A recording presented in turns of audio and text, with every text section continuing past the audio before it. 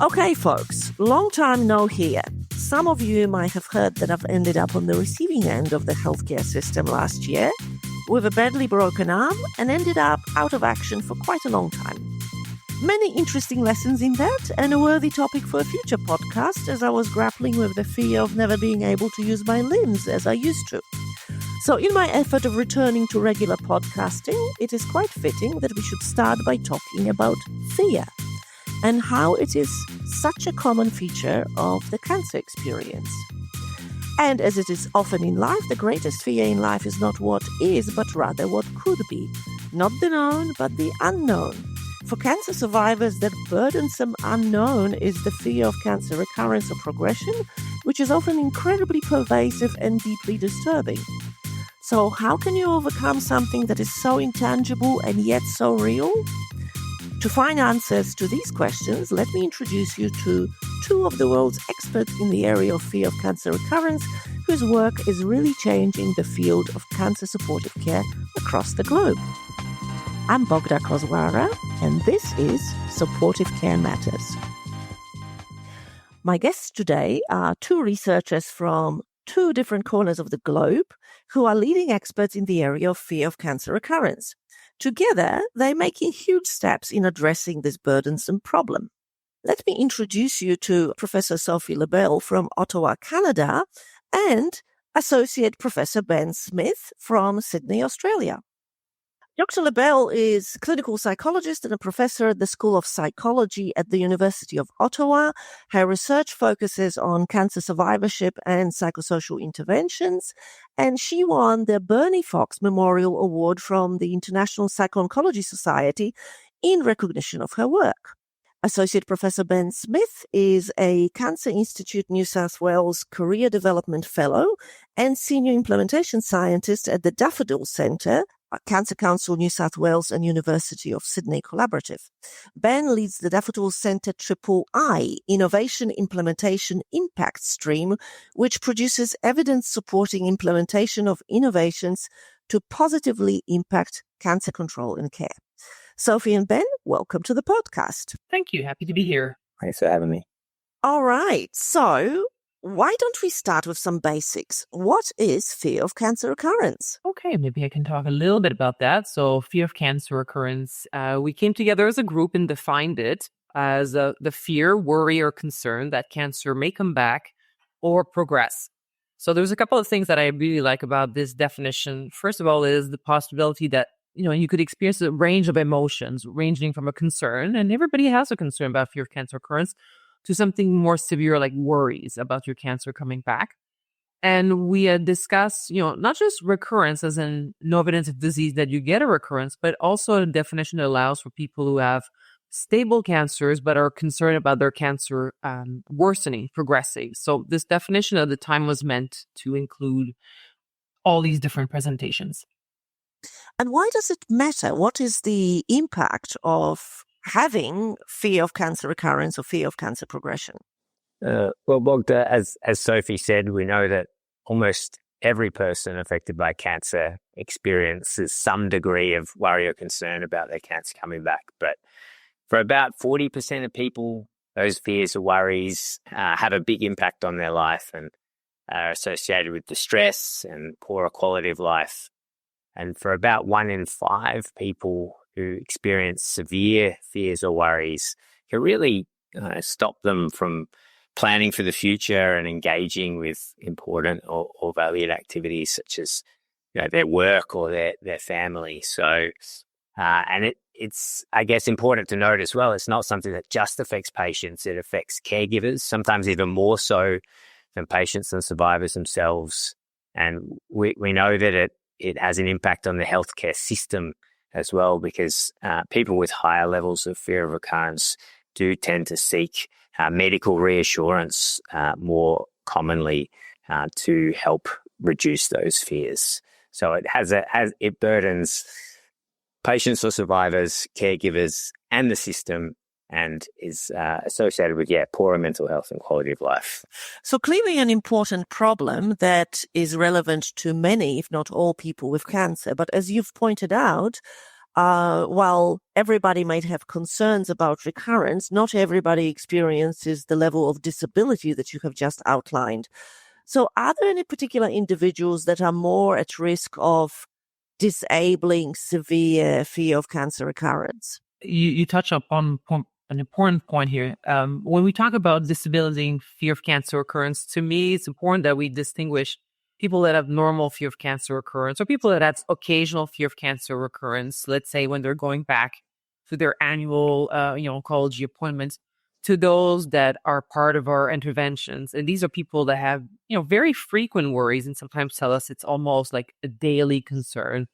People that are more likely to experience these high levels of fear of cancer recurrence have been identified in literature as being women, younger cancer patients, those who experience physical symptoms, physical side effects, long-term effects of the cancer or its treatments, because they're more likely to experience things in their bodies that make them think that the cancer has returned or progressed, as well as people that have a previous history of anxiety symptoms.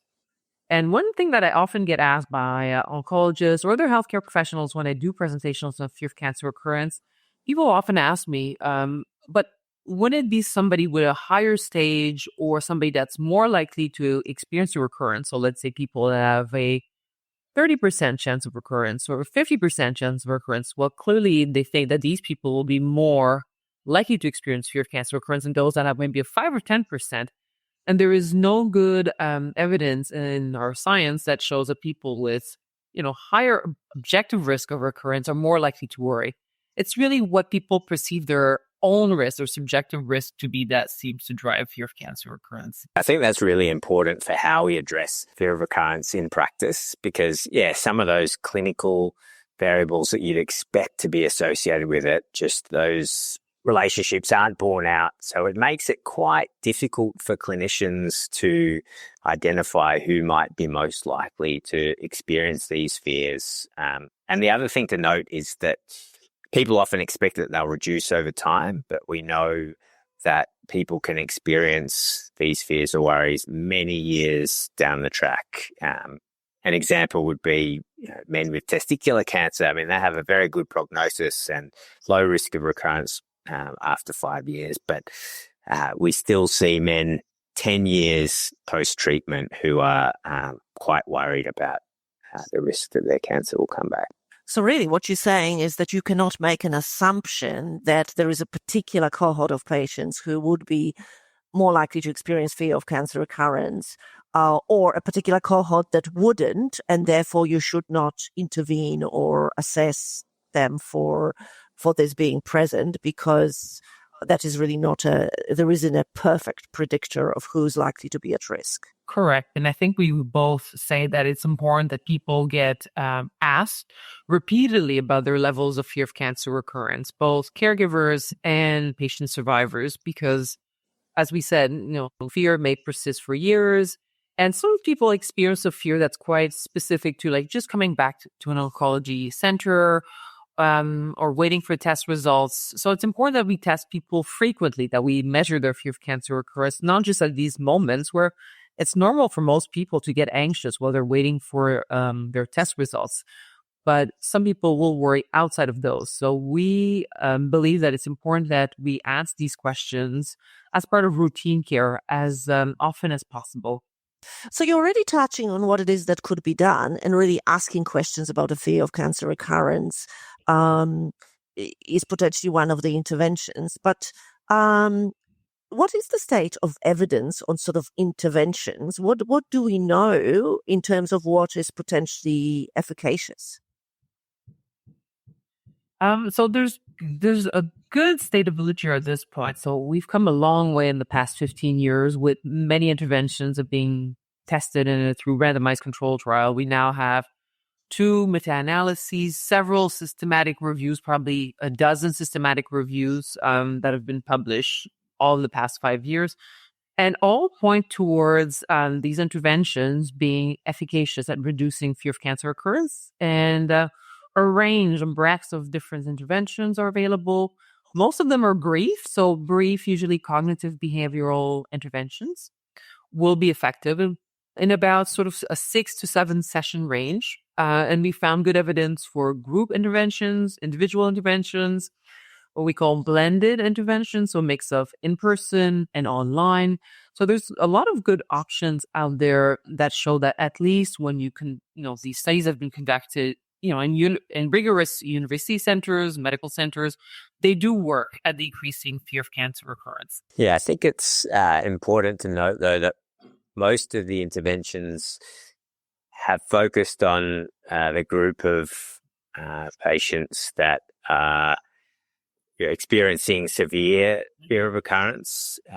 There's perhaps not quite as much evidence for interventions that are more focused on addressing the large group of patients or survivors, so 40% or so that experience more moderate levels. As Sophie said, that might kind of spike around coming in for follow-up appointments or having scans and things like that. But I think there's a real need to develop the evidence in that space as well, because that's such a large group of patients, and we don't really have that many scalable solutions to address fear of recurrence in that group, although there is work happening to change that.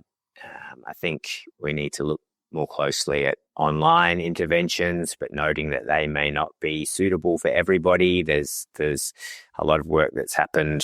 Sophie's leading some of it around group-based interventions, I guess, that can address these concerns in multiple people at the same time. So there's definitely a few gaps in the evidence, and I guess the most of these interventions have also been tested in white, well-educated women with breast cancer, and we really need to extend that evidence to people from First Nations backgrounds, for instance, and culturally and linguistically diverse patients.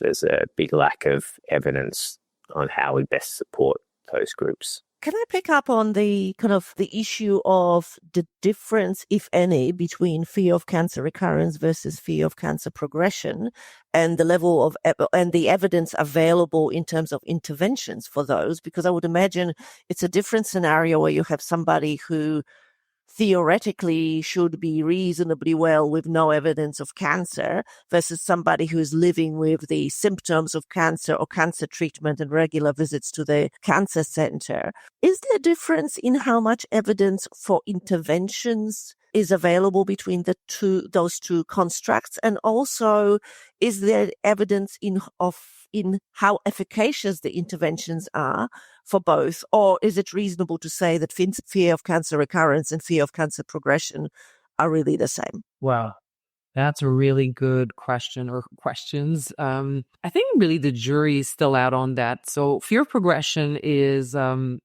of a parallel term that emerged from research in Germany about 25 years old. So there's a lot of research there that looks at fear of progression, not just in people with cancer, but people living with other chronic diseases like diabetes, for example, or arthritis, and so on and so forth. So fear of progression was originally as a broader construct, a broader concept about being afraid that whatever chronic illness you have may progress, worsen, and prevent you from enjoying things that we've mentioned earlier, like your work, your relationships, your hobbies, anything that's valuable in your life.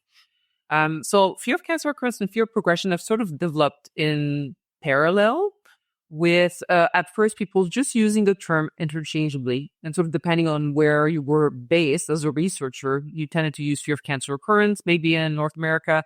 And in Europe, perhaps fear of progression was the term that was most readily available. In the past few years, I would say we're now questioning whether fear of progression is different from fear of cancer recurrence. So, and people, let's say, with, newer systemic treatments that are now living with advanced cancer, but controlled, who may be afraid of fear of progression. Is that the same as fear of cancer recurrence? And there's very few studies that have looked at that.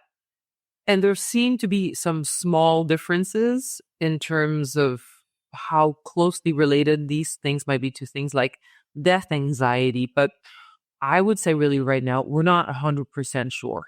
And what that means is we're not 100% sure either if we can take these wonderful interventions that we've talked about and just offer them as is to people who, may be faced with a lot more medical uncertainty and uncertainty into their day-to-day lives and are afraid of fear of progression. So I think there's debates right now about how we should go about adapting or creating something different or using different interventions, specifically for people who are thankfully living longer with advanced diseases. So yeah, we're really not 100% sure. I don't know if you want to add something to that, Ben.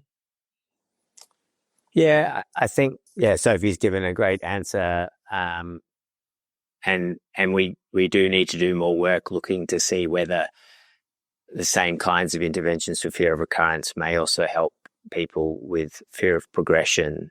I guess I'm hopeful that they may be of some use because there's some evidence suggesting that, I guess because fear of recurrence is a rational concern to some degree, that the interventions that are most effective tend to be those that change the way people engage with thoughts or worries about their recurrence. The goal is not to try and eliminate them, because for many people, whether they have fear of recurrence or fear of progression, that there is a risk, which might be variable, that their cancer will come back or progress. So there's probably additional elements that need to be included for people facing fear of progression and that greater degree of uncertainty that Sophie mentioned. But I feel that those patients that are, those interventions, that are changing the way that people engage with their worries and trying to help them not get as caught up with them may be useful for both groups, but we certainly need more evidence to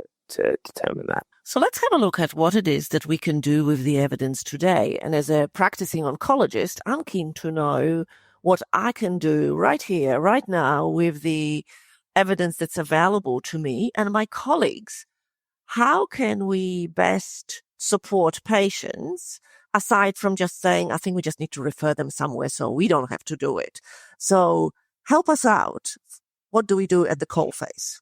Sure. I think any frontline healthcare personnel has a really great opportunity here to address questions, address concerns, provide psychoeducation, just open up the conversation. So there's wonderful studies out of the UK that show that people who are given the opportunity to express their emotions around fear of cancer recurrence to their radiation oncologists and radiation technologists are less likely to experience fear of cancer recurrence. So just simply asking patients and normalizing and saying, hey, many people are afraid of cancer coming back. Is this something that you've experienced? Because there are things we can do to help you at Cancer Center X, can go a long way in terms of having that conversation. So if patients feel like, hey, this is something you're aware of and you're curious about it and you may have solutions or, help. So I think there's a lot you can do in terms of simply normalizing, introducing the topic, asking maybe a few questions to see how people are coping. And this seems to be something that they're managing okay. I found in my clinical experience and simply asking people, do you feel like you're coping okay with this fear, or do you feel like it's taking a bit too much space? People who felt like their fear of cancer recurrence was taking too much space were usually kind of spot on in terms of how this corresponded to measures. So if people feel like, you know what, I feel like this is taking a lot of space, could be the beginning of a good conversation to have with them. Yeah, I totally agree with Sophie. I think opening up the conversation is such an important thing for all health professionals and caring for people affected by cancer to do. It's something that a lot of patients or survivors are very reluctant to bring up. There's evidence showing that they will very rarely initiate conversations around their fears because perhaps due to worry that they'll seem ungrateful for the treatment they've received, or to be questioning whether or not it's worked. So I think it's really important for health professionals to initiate those conversations. And there's been some great work done by Jenny Liu, who's a medical oncologist in Sydney, looking at brief oncologist-delivered interventions. And key components of those, asking the question, normalizing and validating concerns. Often there's some uncertainty about what symptoms people should be paying attention to or worrying about, and which might be less troublesome. So some education around that. And actually, a lot of people may not actually know their risk of recurrence. So where possible, I think giving people that information, if that's something they want to know about, then it is also important. And I think in Jenny's study, that discussion took about 8 minutes, which I know is still a long time in the context of what are sometimes 15-minute follow-up consultations. But that short conversation alone can have a significant effect in reducing fear of recurrence, and is acceptable to patients and seem to be feasible for clinicians to deliver as well. And I think this is yet to be determined, but it would be amazing if a lot of those conversations, I guess, prevented people from developing the more severe worries that we require these more specialized interventions for. But I think that's still a bit of an open question as to what the longer term impact of those conversations is.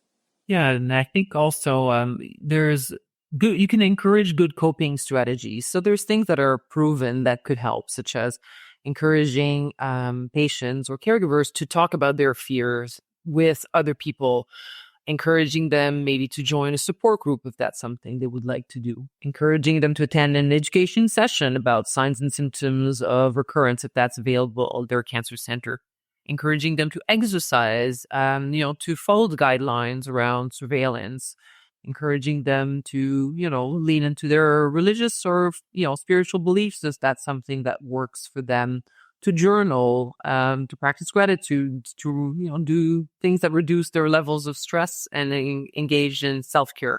So all these things, I think, can really help a lot of people manage their fear of cancer recurrence. And it's a powerful message if they can hear it, early on in the disease trajectory and from as many people as possible. And the type of interventions that you are outlining seem to be pretty simple, not that expensive, and pretty safe. Yeah, I think that's why there's so much potential for these interventions to have a big impact. I guess the challenge is really integrating these interventions into practice, which is something that both Sophie and I in the field more broadly is grappling with. We now have a lot of interventions that we know can be helpful, but how do we actually develop the infrastructure and pathways to connect people with those interventions and deliver those during busy clinics where fear of recurrence is not the only issue that you're trying to address. So this is a very nice segue to the bits of work that both of you have undertaken, approaching this issue from slightly different angle. Sophie, you and your team led the work of developing guidelines for management of fear of cancer recurrence. And Ben, you have developed the clinical pathway of how to manage fear of cancer recurrence. Can each of you, perhaps starting with Sophie, take us through what you did, why, how you went about it, and why you think that work can potentially improve care? So I was approached by a government organization called Cancer Care Ontario, or now called Ontario Health, which is the province where I live in Canada. And this government agency oversees the care of cancer patients across this part of Canada. We are the largest and most populated province of Canada. And they approached me just before the pandemic to do these guidelines. They produced several, patient symptom management guideline. And this is one they felt was timely, given that there were now systematic reviews being published. And, so they thought, okay, well, we've got enough evidence. So this is one of the first things that needs to be in place before an organization decides to put in a guideline. What is the level of evidence, as you asked? So because there was enough evidence, they said, well, let's summarize that. So the way this gets done is that we are paired up with experts in doing these kinds of reviews and guidelines. So I was paired up with a lovely scientist and somebody who was very experienced as writing up guideline. And I was in charge of leading our little scientific team. So we had about 8 of us, including 2 patient partners who provided feedback on the guideline. So we reviewed systematic reviews, meta-analyses, and we came up with research questions at the start. And our research questions were, what would we recommend in terms of screening for fear of cancer recurrence, in terms of assessing for fear of cancer recurrence, and what would be our recommendations when it comes to managing or addressing fear of cancer recurrence for different levels? As we've talked about, I think from the beginning, there's people that experience sort of modest, occasional fear of cancer recurrence.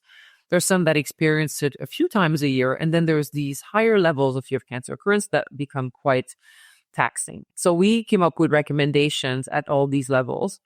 So it was done over meetings, over review of documents, and then drafting. And then once we had a draft, it goes out to various external committees. So it goes out to a content expert. So for example, Ben provided feedback on this first version of the guideline.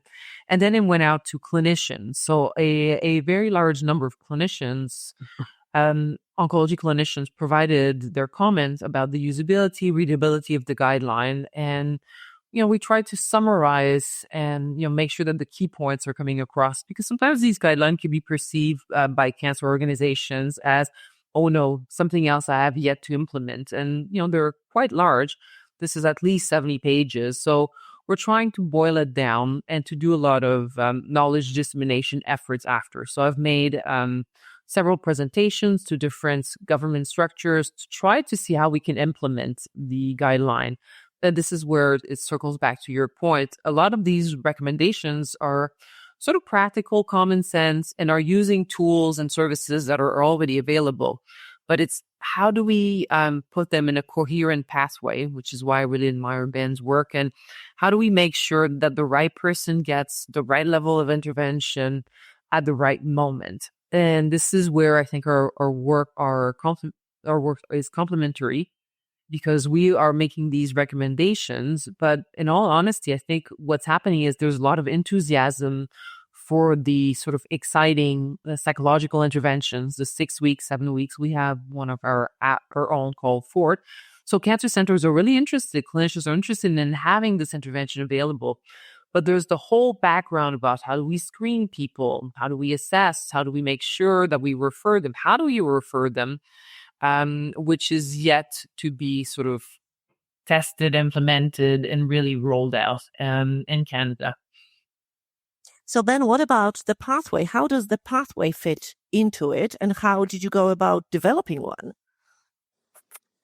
Yeah, so a pathway is similar to guidelines in a way, but it's trying to provide a standardized way of addressing a particular issue, most commonly with a multidisciplinary approach. But a clinical pathway tends to be a bit more context specific. When I think about it, guidelines for me could be kind of a map with some pins stuck in it, indicating places that you want to go or things you want to see. And the pathway is, I guess, a bit more like a detailed set of directions from Google Maps or a local who can provide some recommendations on the best route to follow to get to those places and things you might want to do along the way.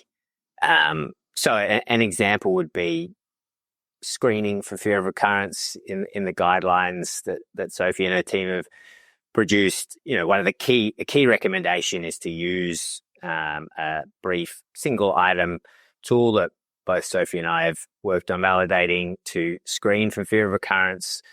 The clinical pathway also includes recommendations about, the timing of that screening, who should do the screening, what should happen after the screenings occurred, and how regularly it should be repeated. So there's just a little bit more granular detail, and that those recommendations have been developed through what's called a Delphi process. So we went to health professionals, primarily being the people that would ultimately be the ones implementing this pathway, to ask them to agree or disagree with a series of statements that are largely consistent with Sophie's guidelines, although this happened kind of in parallel with the development of them. One thing we did a little bit differently for this pathway is we asked people what they thought was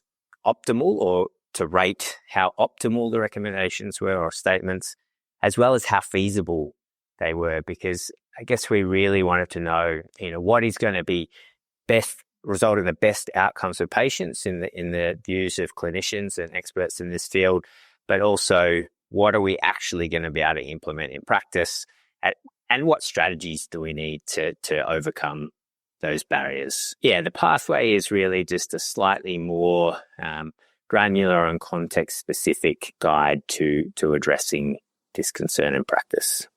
So does that mean that given that the pathway is a little bit more context-specific, meaning some things would be optimal and desirable, but they may not be feasible in this context, does that mean that if an organization takes on a pathway, they may need to do a little bit of a, let's call it, context realignment assessment?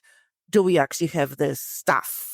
Do we have the tools? Do we have the knowledge to put this pathway into our organization? Is that the process that is required in implementation, or is there a different way of kind of checking whether your guidelines will actually translate into clinical practice? Yeah, I think that's a really important part of implementation.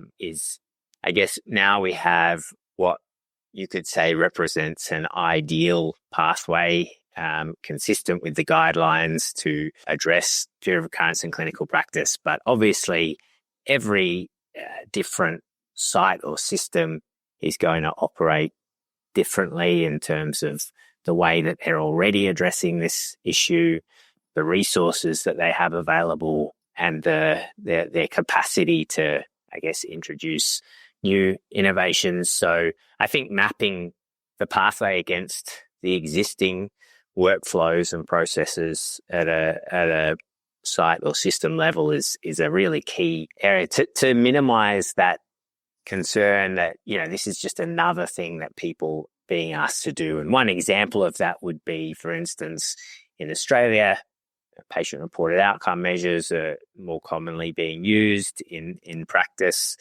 as part of routine care. And so our suggestion is and in Canada, the Edmonton Symptom Assessment system is also quite commonly used. So our suggestion is to integrate that single item fear of recurrence screening measure into these existing tools that are already being used. So it's not creating extra work. It's just it's complementing the existing systems and processes.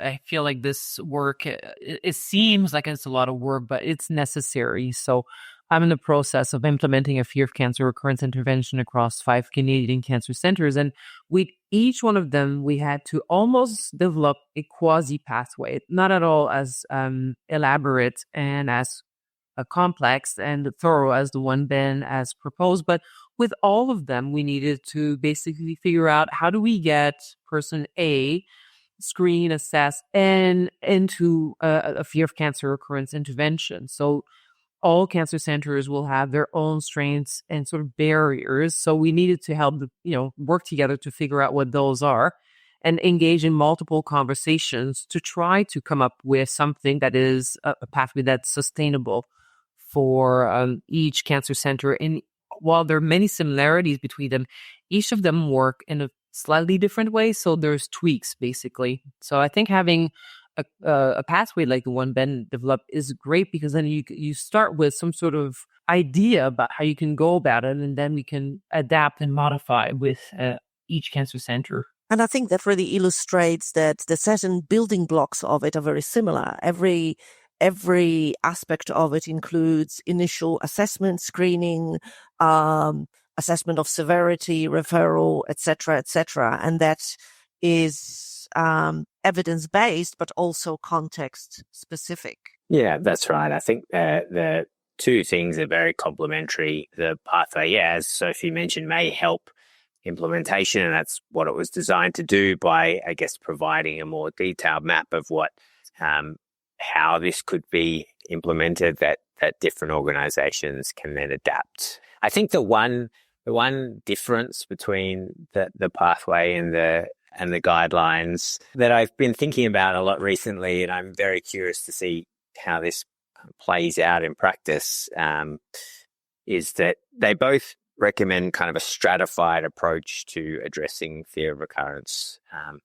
But I think in Sophie's guidelines, it's more of what you would think of as a matched care approach. So you do an assessment to determine the level of fear of recurrence that someone has, and then you provide kind of immediate intervention that is matched to that level of fear. Whereas in the pathway, we suggest a stepped care approach, so where everybody receives some basic level of intervention initially, and then if they continue to experience higher levels of fear or worry, then they would get a more intensive intervention.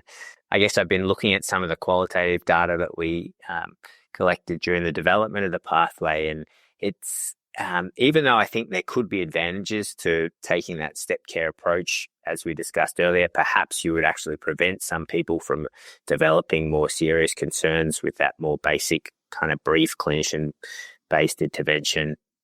If you're waiting, or if you have to rescreen or assess someone further down the track to see how their levels of fear have changed, a lot of participants in the Delphi study pointed out that that's actually something that we don't do particularly well in clinical practice at present, and that just seems like another way that people could slip through the cracks to some degree and miss out on intervention that they need. So yeah, I'd love to see, something comparing those two approaches. And that is something that could be done in the context of implementation research, like having different sites using slightly different models and seeing what the outcomes were. It sounds to me like both of you will have plenty of research work yet to follow, building on this work. But I'd like to just change direction for a second and look back on your specific, your each individual career path in this field. It is not exactly a very large field. It's a highly specialized field, and in fact, both of you have really advanced work in this area significantly, working in your specific areas. How can you reflect and share your perspective of how you managed to end up in such a new and exciting field, and how did you manage to create this work to be complementary as opposed to competitive? Because it's not something that necessarily is frequently seen in academia, or not necessarily frequently rewarded in academia. And I think that the story of advancement of fear of cancer recurrence is exciting, not just because of the theory and practice of managing fear of cancer recurrence, but also your own individual story of being a researcher in this space. So tell us about your research journey. Okay, well, those are really great questions. So I think there were some key moments. A key moment for me was when I started my PhD thesis. I started in 1998. So back then, we really didn't know a lot about cancer survivors, and cancer survivorship was a new thing. So we assumed until sort of the early 2000s that once people had finished treatment, that was the end of the story. The goal was to get them through treatment, and after that, people were returning to their normal lives. And I was fortunate to have access to a cohort of patients that had gone through a brief sort of coping intervention. And now we were going to re-interview these women with breast cancer 6 years after they had been diagnosed to see how they were doing. And this was one of the first sort of study using longitudinal data where we could see, well, how are these women doing? And one of the things I looked at, I asked them about stressors, common stressors, and one of them was uncertainty and fear of the future, which is a bit like sort of an earlier version of fear of cancer recurrence. And what struck me in my data is that this was their number one concern from shortly after diagnosis to the time they were followed for that first year, and now 6 years later. It hadn't really decreased either. So they were still concerned pretty much as they were during that first year. So that was a surprise to me, because we had assumed that, well, they were told now this is past the 5-year mark, and most people would be over that fear. So that was a key moment for me where I'm like, oh, there's something there. And then shortly after that, I started my fellowship at the Princess Margaret Cancer Center, which is the largest oncology center in Canada. And I got to treat people with fear of cancer recurrence as a clinician in training. And I realized, when I started seeing these patients, that at the time, there were no published interventions. So, I went to literature and there was nothing there. So I cobbled together what became eventually our fourth intervention, but sort of taking pieces of what I could find to try to address what is a realistic concern. So I always tell my patients, we're not treating a phobia here. We're treating a realistic concern. And how can we help you? As Ben said, the fear won't go away, but we can help you learn to manage it. So that was kind of another important moment where I saw there was a clinical need here. And then some of it is serendipity. So I was fortunate to meet at a conference a lovely researcher by the name of Dr. Belinda Thews, who's an Australian colleague who was also doing work in fear of cancer recurrence. And she's like, oh, you probably have some data. I've got some data. Why don't we pool our efforts together? I'm like, great. And she then introduced me to the wonderful Phyllis Butau. And that was a game changer for my career because fast forward now to 2015, I was fortunate to get a little bit of grant money from the government and from university to get together in a colloquium a lot of fear of cancer recurrence experts and some patient partners and some implementation experts, trainees. And that's when we came up with the definition. We came up with a research agenda. And Phyllis Butau was amazing at bringing people together in a collaborative environment. Ben was then working as a PhD student with Phyllis, and he came along to Ottawa. And Phyllis said, we need to organize ourselves. We need to become a cohesive group. And she suggested we create a special interest group, a SIG, on fear of cancer recurrence with our international society called IPOS. And we created this group. We sort of played with words and we came up with forward, fear of recurrence, forward. And this group has been an amazing success in the past decade. And it's really been a driver for a lot of collaborative data exchange, sharing of ideas. We've done work with low and middle income countries through this organization. So I would say that I owe personally a lot to Phyllis. That was an amazing idea. It repaid itself so many times. And I think she set us up towards this idea of like, let's all collaborate together. And it's really been our model and our success. So Ben, you were there from a relatively early stage as well. Yeah, absolutely. I mean, that initial colloquium in Ottawa that Sophie organized that brought together people from around the world who had an interest in fear of recurrence. And it was experts, but there were also people like me who were very new to the field, and several of Sophie's students and other people who were quite junior at that time. And I think it was just so inspiring to see people working towards a collective vision. And at that meeting, the definition of fear of recurrence was developed, and research priorities as well. And I mean, I hate to call them working groups because it sounds so boring, but essentially teams of people were created who were dedicated to progressing work in each of those areas that were identified as important. And I think that international collaboration has been really key because, I mean, we are operating in an environment of kind of scarce resources, I guess, in terms of research funding and even system capacity. So, I think it's much easier to grow the pie when you're not directly competing. But as Sophie says, you can share data, you can, test ideas with colleagues, you can conduct studies across different countries. We've really gotten so much out of that. I also owe a lot to Phyllis and POCOG, the Psycho-Oncology Cooperative Research Group, which is where I started out jointly coordinating the Conquer Fear RCT with my now wife, Joe. So more to, it's not just that my career focused on fear recurrence that I have to be grateful for. And POCOG have a similar SIG in Australia.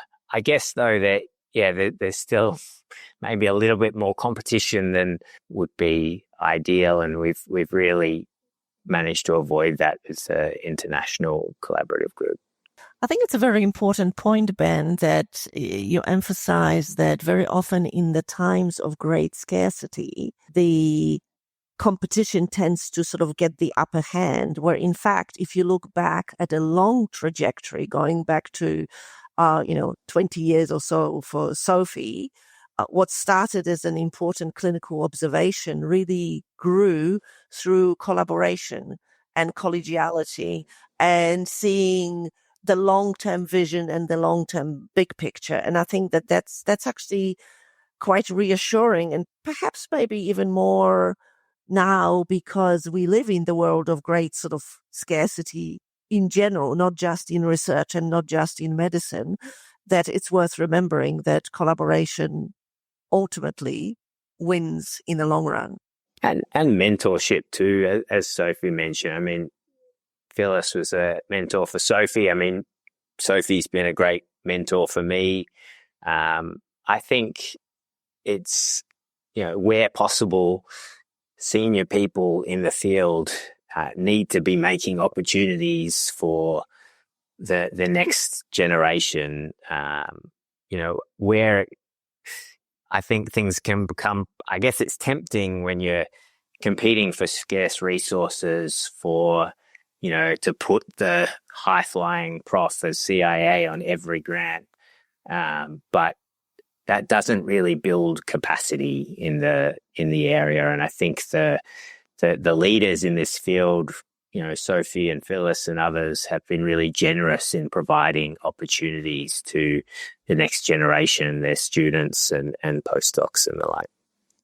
I really like that word generous. I think I was encouraged by my own mentor to be a generous mentor and to provide opportunities for authorship, for training abroad, for anything that helps advance a junior person's career, and that you pay it forward somehow. So this will come back. And in terms of our work together, Ben and I, when I went to visit Phyllis and her group in Australia, here's a little anecdote that maybe you'll like.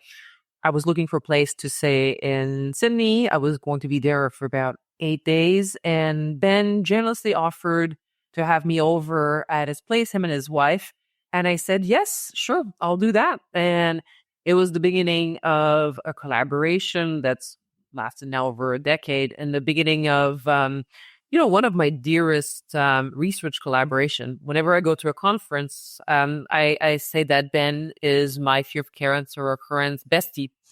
And I really enjoy, the ideas that we share. And, Ben encourages me to think and to refine and, be thorough with our ideas and our projects. So it's really been incredibly beneficial. And I think this has served sort of to encourage others to share their data sets, to share their ideas, and, to think about how we can grow the field together. So it's really been one of the highlights of my career, this group and these collaborations.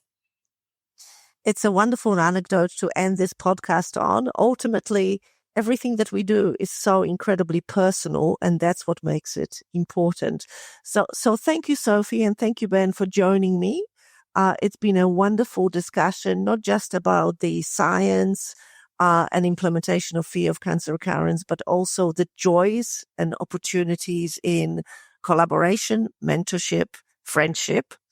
Thank you very much. Thank you, Bogda. It's a pleasure. Thank you. It was a pleasure, yes. Thanks, everyone. Over and out. That is all for Supportive Care Matters, a podcast created by me, Bogda Kozwara, for researchers, clinicians, policymakers, and patients passionate about improving the lives of people affected by cancer. Thanks to Mark Tai, who composed the original music, and the Oncology Network, our producers. For show notes, go to www.oncologynews.com.au. Subscribe to this podcast at your favorite podcast provider and rate us. It will help others find us.